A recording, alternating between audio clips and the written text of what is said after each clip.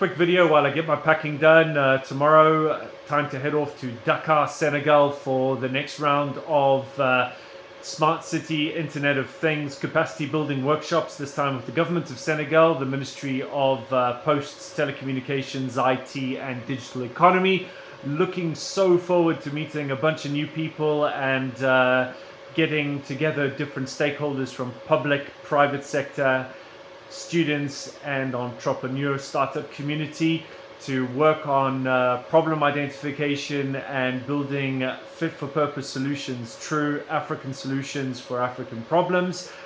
And this will culminate next Thursday, 15th of March, with a innovation day on digital economy, which is being hosted in a brand new part of the outskirts of Dakar. In fact, another city which is being constructed called Jamnadio.